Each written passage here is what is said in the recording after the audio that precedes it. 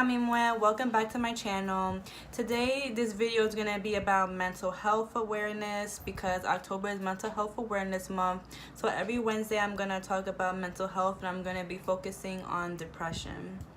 I've been diagnosed with major depressive disorder about 3 years ago. However, I've always dealt with depression from a younger age. For those who don't know what major depressive disorder is, it's basically you're always sad. Things that used to interest you doesn't interest you anymore. You either sleep a lot or you can't sleep that well at night. You have excessive weight gain or excessive weight loss. You have excessive guilt and feel worthless. You will have suicidal thoughts. You're always tired and stuff like that.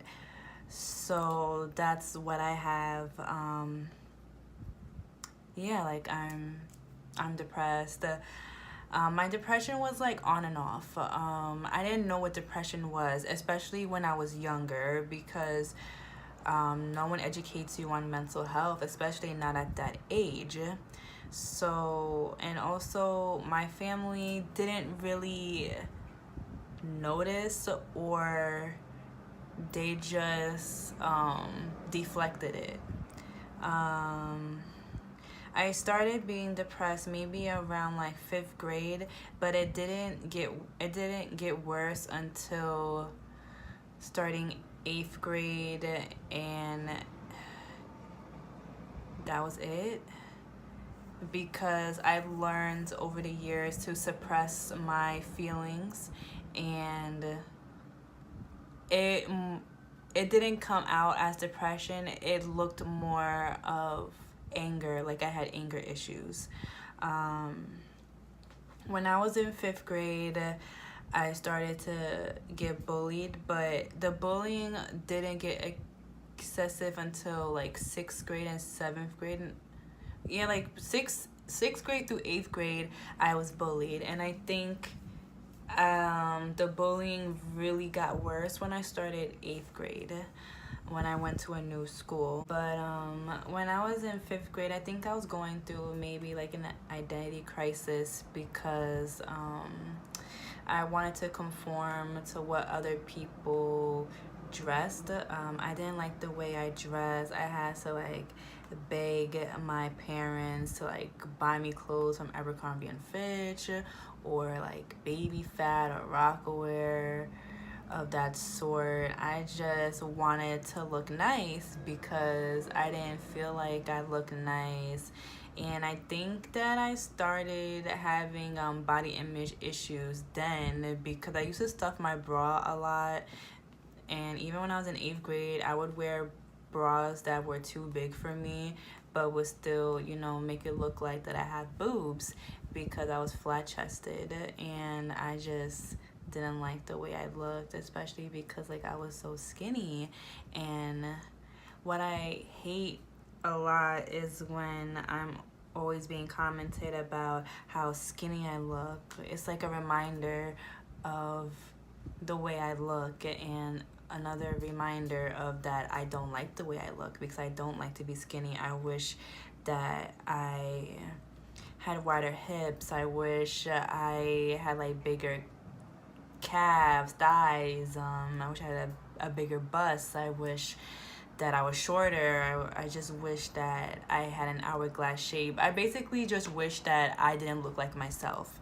And there were times when I didn't like the way I looked, even when I was a very small child. Because I remember I asked my mom, like, why is my skin color like this? And she told me that I'm in the middle of her and my dad, because my mom is very light-skinned and she looks more Caucasian and African American, and my dad is dark brown, so I'm tan. But I wanted to be my mom's skin color because I thought that was, you know, pretty. And I just honestly didn't like the way I looked. I really hated the way I looked. I hated that I couldn't wear a perm anymore, so I had to wear braids for like a few years, from 5th grade to 7th grade, until I begged my mom to let me have a perm. I mean, that was like the worst decision of my life, because I could have just learned how to be natural, and my hair did grow a lot during those 3 years from those protective styles of braids. But I didn't want to listen. I wanted to look nice. I wanted to have like really long hair, and whether it had my hair be straight and stuff. So I just, yeah, I regretted it once I got into college, when my hair started fucking up and breaking off and stuff like that. But I really honestly got depressed, I think, when I started grad school, and for a short duration after my mom passed away. My mom died of T-cell lymphoma, and that's a cancer, and she's been battling that cancer since I started 8th grade. And when she died, I was, obviously I was like depressed, because I used to be an asshole to her, and I felt that she died thinking that I didn't love her, which wasn't true. I mean, I did love her, I just didn't show it. I didn't know how to show it. And I also just felt so suffocated by her and the rest of my immediate family, because they were just so overprotective of me. They always try to regulate everything that I do, how I dress, where I go, who I can hang out with, who I cannot hang out with, how I can wear my hair, if I can get multiple piercings or not. So that really just annoyed the shit out of me, because my other friends got to do what they wanted to do to an extent, and I didn't. It was like I was on a leash, and I just felt the leash getting tighter and tighter, especially when I got older. And I just wanted a way out. I didn't want to be, I'd be wishing that I had a different family, because I was just over my family, and I didn't want to deal with them anymore. Yeah, I really did have self-esteem issues. I think I had self-esteem issues, like even like when I was a little kid, and it really manifested when it came to my sister, because a lot of guys liked my sister. They always had crushes on her. They always wanted to talk to her. They wanted to date her. This and that and the third. And it was just like I was living in her shadow. I was invisible. I remember one time when we was in high school, we was ripsticking around the neighborhood, and there was this guy that stopped us, and he didn't look at me. He didn't acknowledge my existence or nothing. He was too interested in my sister and getting her number and wanting to talk to her. And after he got her number, he just looked at me and was like, "Sup?" And I was like, "Hi." Like, I wasn't shit. Like, I was really invisible, and it just really affected me, because I was just like, damn, I wish I was pretty. Like, why can't I be pretty? I wish I had this type of hair. I wish I was short. I wish I had this body type. But I wish I was fashionable. I was just wishing a lot of things that I did not have, and just wishing that I had what other people had. But yeah, I really had like self-esteem issues, and I also have body dysmorphia. So I don't like the way my body looks. I hate being skinny. I hate people commenting on how skinny I am. Even if it's a compliment, I don't want to be reminded that I'm skinny. I hate when people be like, you know how many people would kill to have your body, and I'm like, well, that's them. They could have my body. I don't want this body. I wish I was, bigger. I wish I was, thicker. I wish I had wider hips. My mom used to call me one hip all the time, which, kind of pissed me off low key, because I don't want to hear that all the time. I know I'm skinny, but I don't want to be skinny. And yeah, I just wish that I just didn't look the way I fucking looked. The only time that I really didn't worry about how I looked was when I was dating my first boyfriend back in high school when I was a junior. He didn't expect me to look a certain way. He liked me just the way I was. And that was enough for him. I can be fat, I can be ugly, and he would still love me for who I am. And I just wish that I wasn't such an asshole to him when I was in high school. I was going through like my own demons, and I wish what I knew now I knew then, because then maybe things would have been different, not even between me and him, just me as a person now. Yeah, like my depression was really like on and off. Like I knew how to turn it on and off, but I couldn't turn it off anymore after a while, especially like during grad school. I really hated grad school. I went to an Ivy League school, and I just felt that certain teachers and my advisor didn't like my style. And then it just took me back to when I was an undergrad for my first 2 years of college. I used to be an art therapy major, so it's basically psychology and art together. And in art classes, I had my own style when it comes to art, like with sketching, painting, whatever the case may be. And I'd always be critiqued on it. Like it was always something about my art that was just off. And I would get like a B, and I'd be like, I don't deserve a B, I deserve an A, like an A minus or something. Like I don't deserve a B or a B plus. I don't need the B range. My artwork is like A material.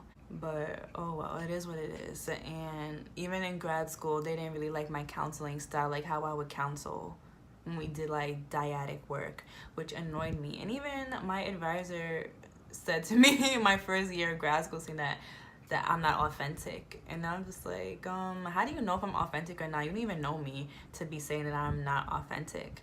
This is like different. Like when I came to grad school, like it was like a lot of hands-on work, and I wasn't used to doing dyadic work. Like I was nervous because you have like your teacher there and your classmates like watching you and critiquing you and stuff. So I was just a mess.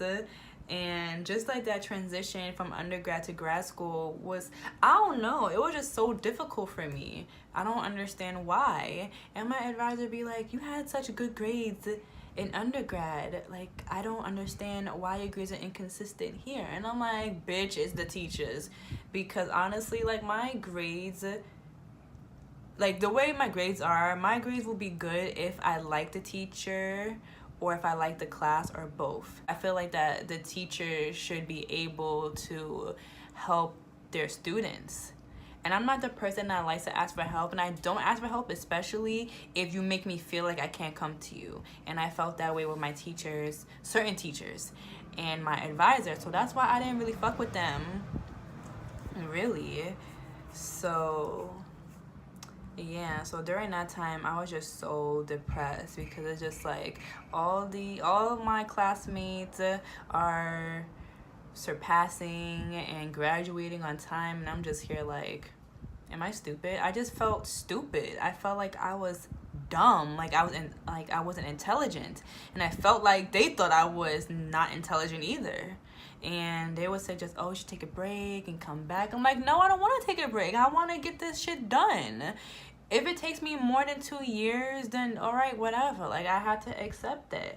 But because my grades were so consistent, they just said, take the test and then just get your master's, and that's it. And I've taken the comprehensive exam twice, and I failed both times. And I have to pass in order to get my master's. So I never took my test after the second time I failed, because I'm not going to keep spending money on a test that I'm going to fail. And I read the book. I read the whole fucking book, and I still failed, because when I look in the book, it was not in the fucking questions. I'm like, what the hell? So, and the thing is, I failed 3 subtests. There's 8 subtests. So with those 3 subtests, I failed ethics, I failed psychological measurements or whatever, and something else. But those 2 are the main ones, ethics and psychological measurements, that I always fuck up on. Maybe it was appraisal that I fucked up on too, because everything else was fine, and my highest score was human development. So I guess I'm really good at that. But yeah, I was just so depressed, like, and I'm just depressed now. I'm even more depressed because of finances. Finances is like really tight now. I can't depend on my mom's money no more because it's gone. That shit was gone after 4 years. I don't have any more refund money because I don't go to school. And it's just like these loans keep piling up, and I just started getting overwhelmed, and also with my my personal relationships, like with my current ex, like we wasn't getting along. We was fighting. It's always something, and we was going through mad shit. There's like so much shit that's happened to me that it all just started affecting me all at once, and I couldn't suppress my feelings anymore. I was really good at hiding my feelings and just focusing on different things, but after a while I just started getting tired of always having to suppress these feelings, and it just hit me so hard, like I got hit by a truck. And that's when I just fell down to my sunken place. I was at rock bottom. And I've been at rock bottom multiple times, and each time it was hard to pick myself back up. And right now I feel like I keep saying at every rock bottom I'm at my lowest, but I feel like I'm at my lowest point right now, and I don't know how to get up out of it. I feel like I'm suffocating in everything that's happening in my adult life, and I feel like that is not gonna get any better, and I don't know if it's gonna get any better. Next Wednesday I can talk about how I dealt with my mom, and then another video I can talk about my miscarriage, and another one I can talk about like different relationships and whatever. It was just this video, I'm just like giving an overview about what depression is and certain things that cause me to be depressed without going deep in depth with it. So if you like videos about mental health, then give this video a thumbs up, let me know. And on Sundays I'll just be doing just makeup looks. So I will see y'all on Sunday.